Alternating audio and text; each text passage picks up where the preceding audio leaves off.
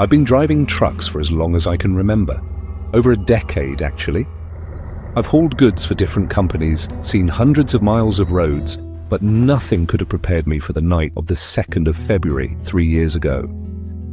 At that time, I was working for a storage facility out in Oklahoma, delivering cargo along quiet, empty highways. I knew these roads well. Long stretches of nothing but dark fields and the occasional abandoned gas station. It was the kind of place where the radio lost signal for miles, leaving only the low hum of the engine and the faint whistle of the wind against the truck doors. That Monday afternoon was especially bitter and icy, and I remember clearly setting off around 3 in the afternoon, eager to finish my route quickly. The cargo needed to reach its destination before sunrise, so I was determined to skip rest stops and drive straight through the night. The sky darkened quickly, and soon I was alone with just my headlights carving a lonely path through the pitch-black countryside. By midnight, my eyelids felt as if they weighed 1,000 pounds. My bones ached for sleep, but stubbornly, I kept going. The speedometer needle crept a little past the limit. I was going faster than I usually dared, desperate to make up time.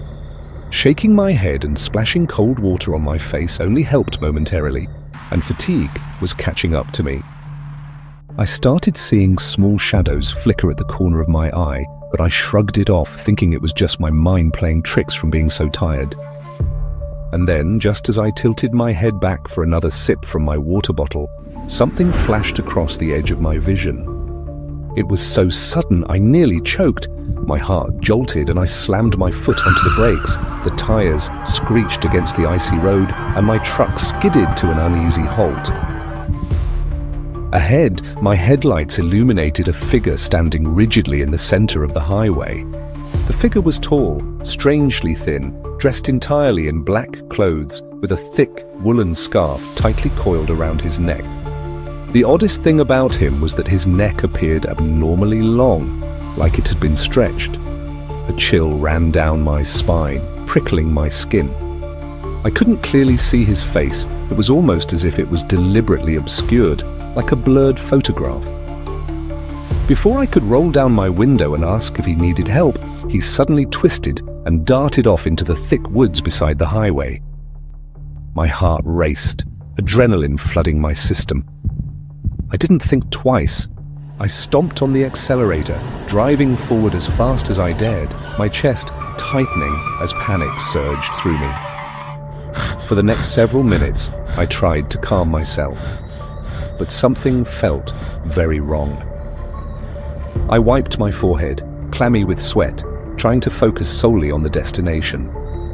Then, barely 5 minutes later, another figure dashed across the road ahead.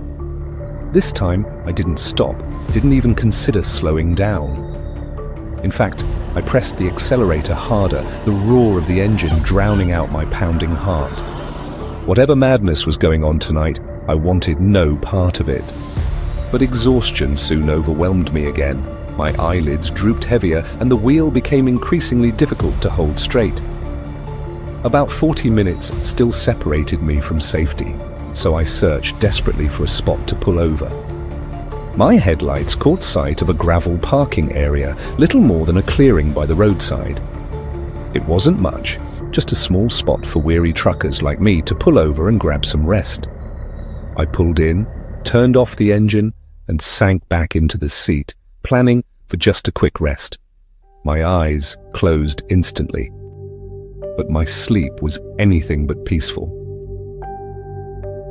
Suddenly, I jolted awake. I don't know what caused it, but an unbearable tension filled my chest. The world outside my windshield was pitch black. I reached for the switch, and as soon as I flipped it, my blood ran cold. Standing directly in front of my truck, bathed in the bright glare, was the same man I'd seen before. The same black clothing, the same tightly wrapped scarf around his unnaturally long neck. This time, though, I saw his face clearly, a pale, twisted smile stretched impossibly wide, his eyes bulging and unblinking, staring right through me. His hands dangled limply at his sides, long fingers twitching oddly. pure instinct kicked in. I slammed my foot onto the gas, the truck engine roaring to life. I raced away from that cursed spot, hardly daring to glance into my mirrors, terrified he'd be there. I didn't stop again until I reached my delivery destination. My hands trembled uncontrollably as I parked my truck, too shaken even to step outside. After a moment, I forced myself to climb down and head into the staff room.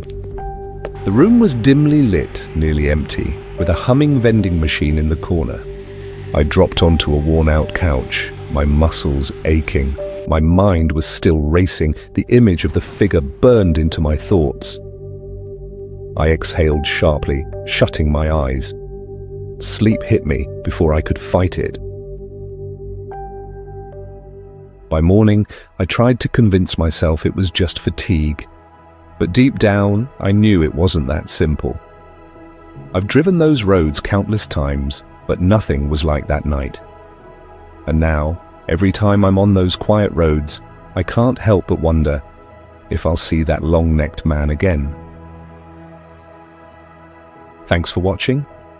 This video took a lot of time and effort to make, so if you enjoyed it, don't forget to like and subscribe.